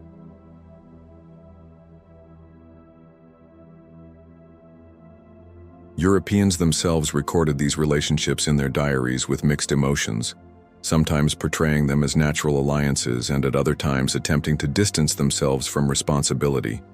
But regardless of European attitudes, the permanence of these children ensured that Europeans were pictured in Ghanaian history, not only as outsiders but as ancestors, leaving tangible descendants whose bloodlines carried the mark of contact. Over time, these mixed communities influenced fashion, architecture, and even language, as Portuguese, Dutch, and English words filtered into Fante and Ga speech, while African names and practices persisted in households where European fathers once sat, creating a cultural synthesis that reflected both sides but was uniquely Ghanaian in expression. The economic role of these families also grew, for their bilingual skills and familiarity with both African and European customs made them ideal agents for trade, allowing them to navigate contracts, mediate disputes, and maintain relationships that Europeans alone could not sustain, and thus they became indispensable to the functioning of the coastal economy. Genetic studies in modern times reveal the lasting presence of these unions, with traces of European ancestry appearing in Ghanaian populations, confirming what oral traditions long preserved, that the history of Europeans in Ghana was not only about trade and forts, but also about intimacy, family, and lineage, leaving marks that continue to shape identity. For Africans, these lineages were complex, for they symbolized both collaboration and survival, representing moments when women strategically allied with Europeans to secure wealth, status, or protection, while also embodying the vulnerability of exploitation under conditions of unequal power, and this duality reflects the layered ways in which history is remembered, where survival and trauma are never far apart. European observers often describe their mixed children as belonging to a country-born community, a category that neither fit Europe nor fully belonged to Africa in their eyes. Yet over time, these children asserted their belonging to the land of their mothers, embedding themselves into Ghanaian society while retaining the cultural legacies of their paternal origins, effectively rewriting European assumptions about belonging. By the early 19th century, these Afro-European families formed a recognizable elite that engaged with missionaries, entered colonial administration, and even played roles in anti-colonial movements, demonstrating that their existence had long-term consequences beyond the coastal forts where their origins lay. And in this way, Europeans became pictured in Ghanaian history not only as distant figures of trade and power, but as kin woven into family trees across the land. These mixed lineages also influenced memory, for in family narratives, ancestors were remembered as Portuguese traders, Dutch captains, or English clerks who left children on the coast. And through storytelling, Ghanaians preserved both the European presence and its transformation into something distinctly local, highlighting that the encounter was not erased, but adapted into collective identity. Ultimately, the rise of mixed communities revealed that European presence in Ghana was not simply external, but internalized, embodied in children, households, and neighborhoods, and it is here that history becomes deeply human, showing that beyond castles, wars, and ships, it was relationships between individuals that ensured Europeans remained pictured in Ghana's story as more than temporary visitors,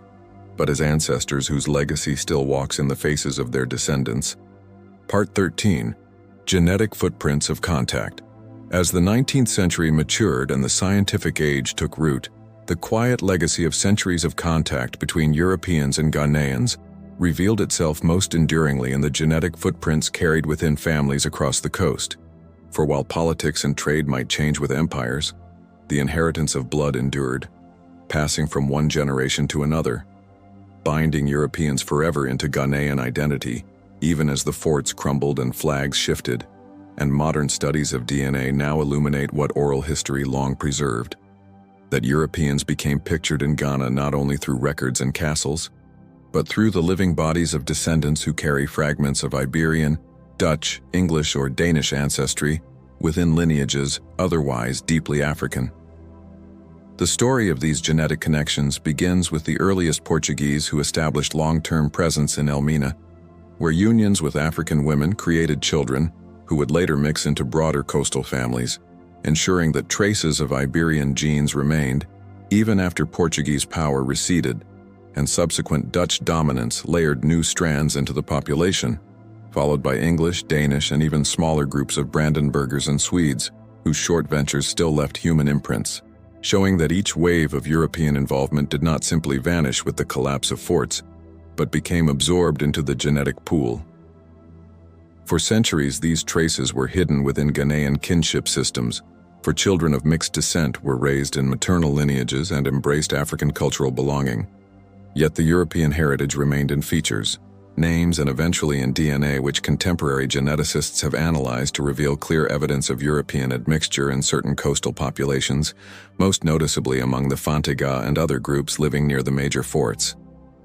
Oral traditions often remembered these mixed origins with pride or ambivalence, with some families recalling an ancestor who was white or European in origin.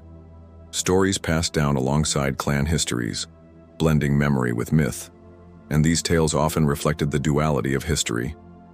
On the one hand, association with Europeans brought wealth, literacy, and connection. On the other, it recalled slavery, coercion, and loss, leaving descendants with a complex inheritance that was not only biological but emotional. European genetic influence in Ghana was never overwhelming, for Africans always remained the vast majority, but even small levels of admixture carried significant shaping family narratives and sometimes social roles, particularly in the 19th century, when missionaries and colonial administrators often favored children of mixed ancestry for education and employment, thereby reinforcing the visibility of European genetic presence, not just in bodies, but in opportunity structures. Modern DNA research confirms that Portuguese genes appear in unexpected places along the Ghanaian coast, suggesting that even after their empire waned, their genetic contribution persisted quietly through generations, while traces of Dutch and English ancestry also surface,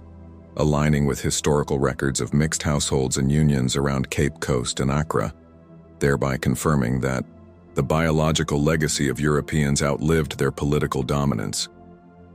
These genetic footprints also complicate identity, for in modern Ghana, individuals may discover European ancestry through testing, without any living memory of such origins, highlighting how deeply and subtly history embeds itself into people, and how centuries-old encounters continue to shape identities in ways unseen. Echoing long after the last ship departed, the presence of European DNA does not erase African identity, but enriches it,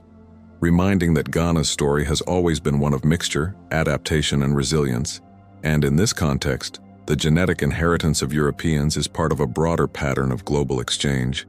similar to how African genetic influence spread into Europe and the Americas through the slave trade, demonstrating that bloodlines crossed oceans in multiple directions.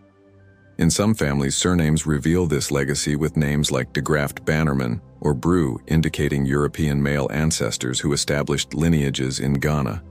Names which persist into the present and serve as cultural markers of contact. And when combined with genetic studies, they provide a fuller picture of how Europeans are remembered not as strangers, but as part of Ghanaian genealogical maps. These lineages often rose to prominence in the 19th century, with Afro-European elites becoming central figures in commerce, religion, and politics, demonstrating how biology, memory, and power intertwined, and this history left lasting echoes in modern Ghanaian society, where prominent families sometimes trace their origins to such mixed heritage, showing that the European footprint was not only genetic, but institutional. Yet beyond elite families, ordinary Ghanaians too carry this legacy, as genetic evidence shows that admixture was not restricted to prominent unions, but occurred across many layers of society, reminding us that history unfolded not only in castles, but also in villages, markets, and households,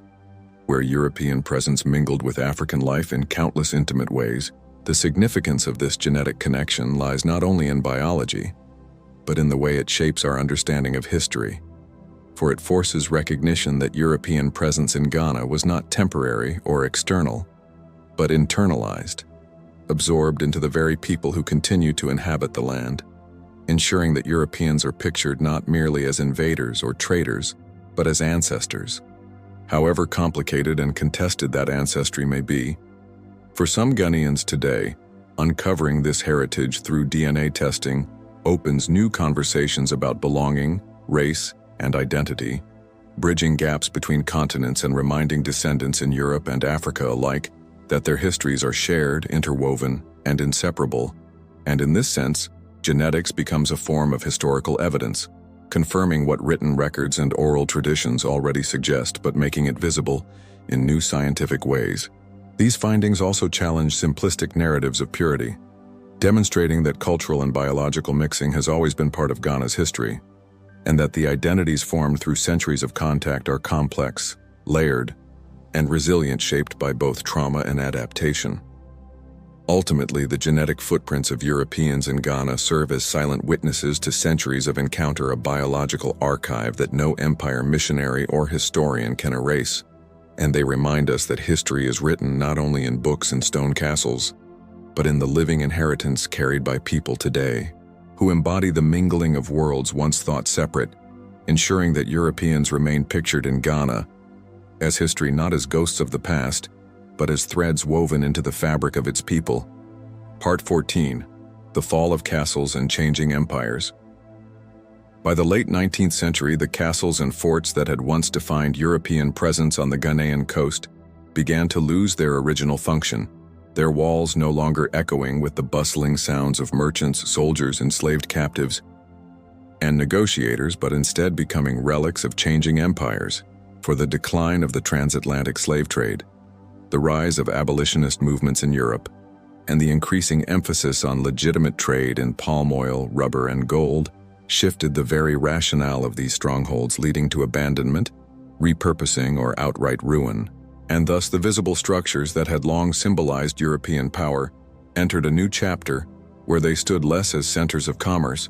and more as contested symbols in the imperial rivalry between Britain and other European states.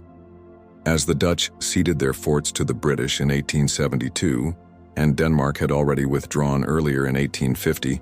the once diverse European patchwork on the coast narrowed until Britain stood dominant, transforming castles like Cape Coast and Christiansborg into administrative headquarters rather than trading posts, a sign that the era of mercantile competition had ended and a new phase of colonial governance had begun,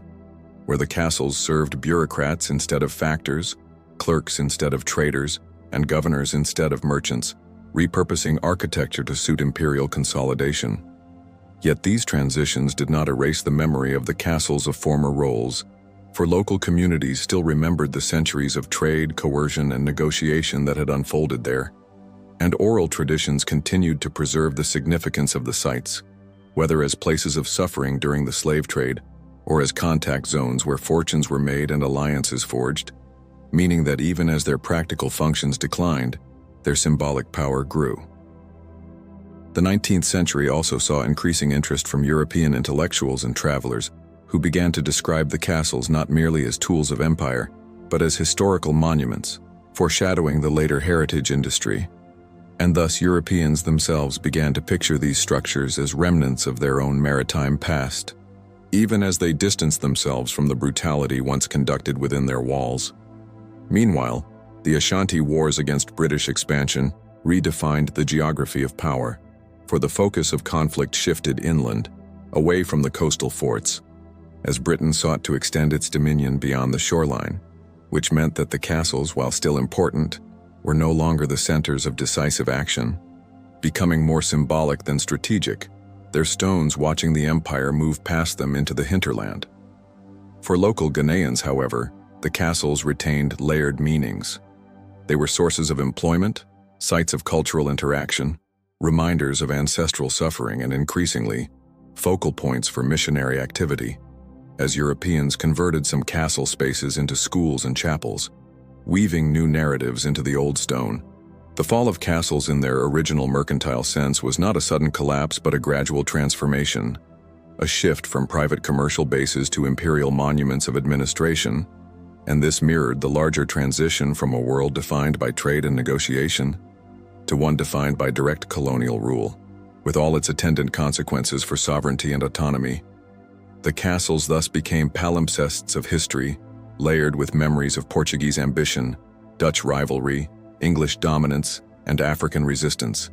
each stone embodying centuries of encounter that no new use could fully erase. And this explains why even after the empire reoriented inland, the castles remained pictured in Ghana as history, as enduring witnesses to the European presence. In this period, European scholars began to collect documents, sketches, and architectural studies of the forts, placing them into archives and museums, thereby fixing them into European memory as artifacts of maritime glory. While in Ghana, they continued to stand as physical reminders embedded in the daily lives of those who lived nearby, serving as backdrops to markets, festivals, and fishing villages, an everyday visibility that ensured their presence remained constant. The physical decline of some lesser forts, abandoned to ruin or swallowed by vegetation, contrasted with the continued prominence of the larger castles, creating a landscape of uneven preservation where some sites faded into obscurity, while others retained centrality, symbolizing the selective memory of both Europeans and Ghanaians. With the imposition of colonial governance, the castles became seats of new authority, from which governors ruled, taxes were administered, and military orders were issued, making them tools of control once again, albeit in a different form, and this administrative phase layered fresh memories onto the older ones, showing how the same walls could serve multiple empires and purposes across time. By the late 19th century, when photography became widespread, the castles were increasingly documented in images, and these photographs circulated in Europe as evidence of imperial presence, further cementing them in the European imagination, not only as functional structures but as picturesque relics of a maritime age, allowing Europeans to picture themselves in Ghanaian history through architecture as much as through people. For Ghanaians under colonial rule, the castles stood as imposing reminders of foreign power, but also as familiar elements of the landscape, objects of endurance that could be reinterpreted within local narratives, whether as cursed spaces, sacred spaces, or simply historic spaces, and thus their fall as trading centers only deepened their role as cultural symbols. The decline of castles as active trading hubs marked the end of one historical cycle, but also prepared the ground for their later reinvention as heritage sites, tourist destinations, and symbols of collective memory, particularly in the 20th century when independence movements and diasporic connections revived interest in their stories. But in the 19th century, they occupied a liminal position, no longer central to global commerce, yet not fully abandoned, still shaping lives and identities in subtler ways. The transformation of European forts into imperial headquarters also symbolized the shift in European self-perception. From adventurous traders to paternalistic rulers, from opportunists to administrators, from temporary visitors to permanent governors, and in this sense the castle's fall reflects the larger arc of European involvement in Ghana, moving from episodic contact to entrenched rule, with architecture bearing witness to the change. Thus, the fall of castles in Ghana was not merely a tale of stone and mortar, but a story of changing empires, shifting economies, and evolving identities in which the physical remains of European ambition lingered long after the ambitions themselves had changed, ensuring that Europeans would remain pictured in Ghana's history, not only through genes, trade, or politics, but through the enduring presence of the castles themselves, silent monuments to centuries of contact. Part 15. Modern Ghana and European Echoes in Identity.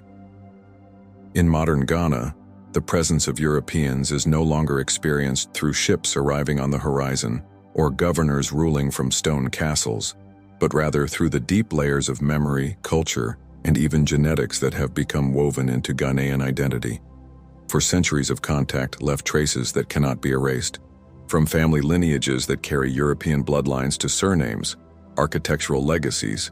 and inherited stories that connect local experiences with distant continents, ensuring that Europeans remain pictured in Ghana as history, not as external actors, but as part of the nation's internal narrative. Today, many Ghanaians can trace ancestry to Portuguese, Dutch, British, or Danish traders, soldiers, or administrators. Though these connections are often hidden within oral histories rather than written records, yet genetic studies have confirmed that European admixture exists within Ghanaian populations, a silent reminder of unions that were at times consensual and at other times born of coercion, reflecting the complexity of power dynamics in the coastal settlements. These bloodlines blur the rigid categories of colonizer and colonized, creating families that carried both African and European heritage, often navigating dual identities in societies that sometimes celebrated their status as intermediaries and at other times questioned their loyalties. And in this way, the genetic echo of European presence is more than biological, it is social, cultural, and historical. Beyond genetics, the European legacy is also visible in Ghana's languages, for English became the dominant tongue of education, governance, and global communication.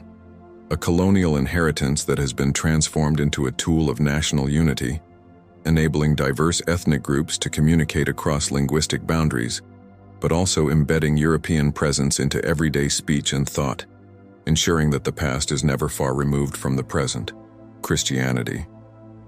Introduced and spread by European missionaries who operated from coastal forts, is now a central part of Ghanaian religious life, with churches ranging from historic mission schools to vibrant Pentecostal congregations, illustrating how European influence in spiritual domains was localized, reinterpreted and expanded into uniquely Ghanaian forms, a transformation that demonstrates cultural resilience as much as foreign impact.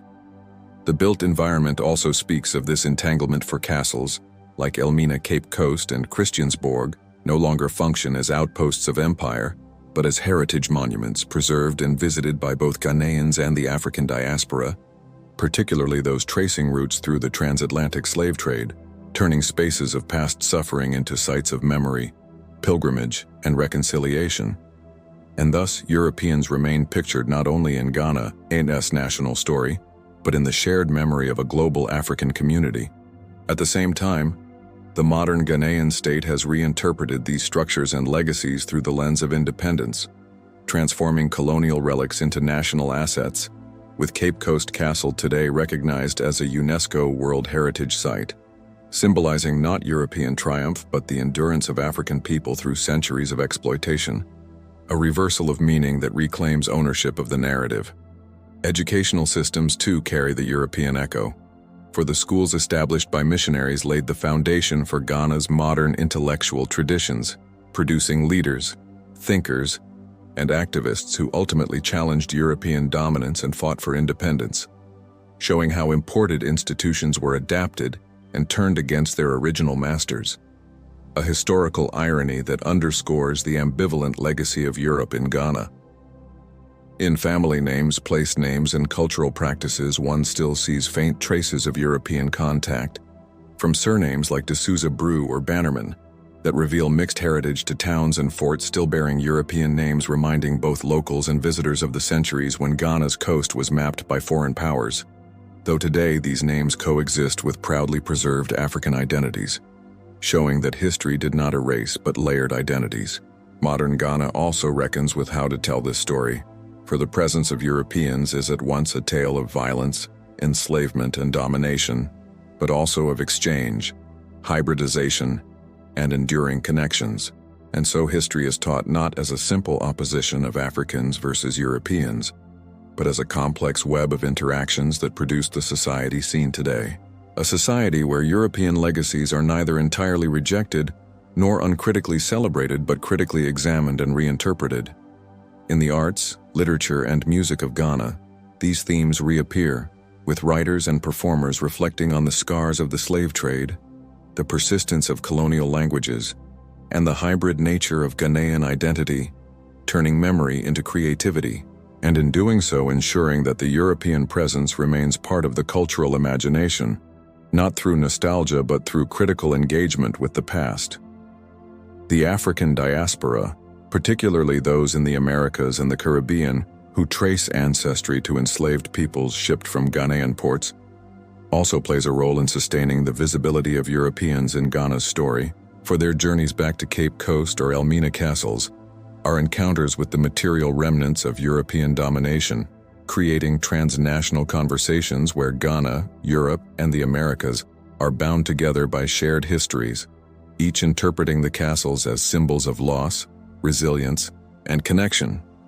In genetics, language, religion, architecture, memory, and diaspora networks, Europeans remain pictured in Ghanaian history, but in modern times this presence is no longer defined by domination. It is mediated by choice, agency, and reinterpretation, as Ghanaians reclaim the legacies once imposed upon them and reframe them as part of their own story, part of a past that informs but does not define their future. The echoes of Europe are thus audible but not overwhelming, visible but not overpowering, shaping but not determining. For Ghana's modern identity is primarily African, yet confidently aware of its layered past, where the European chapter, however contested, remains inseparable from the full narrative of the nation. By acknowledging both the scars and the shared inheritances, Ghana has turned its historical entanglement with Europe into a foundation for dialogue, tourism, education, and diplomacy, ensuring that the castles, the names, the languages, and the lineages are not forgotten but placed into context. Remembered not as symbols of eternal European dominance but as reminders of African survival, adaptation, and creativity. And so, in the 21st century, when one asks why Europeans are pictured in Ghana's history, the answer lies not only in the centuries of trade and conflict, but also in the living legacies that persist, transformed into tools of unity, identity, and memory, showing that history is not only what happened, but how it continues to echo in the present. Thank you for watching this deep exploration of Ghana's history and the echoes of European presence. If you enjoyed uncovering these surprising connections, don't forget to like, subscribe, and share. Join us again as we continue exploring stories that shaped nations and identities across the world. Until next time.